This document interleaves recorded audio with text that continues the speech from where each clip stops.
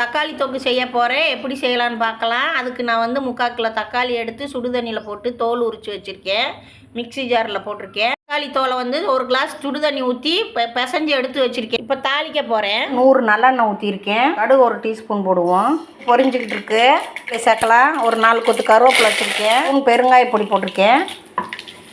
தக்காளியை ஊற்றுறேன்.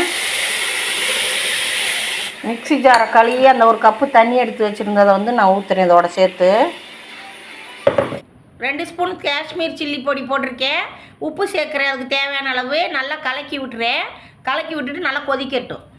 இப்போ தக்காளி தொக்கு நல்லா கொதிக்குது.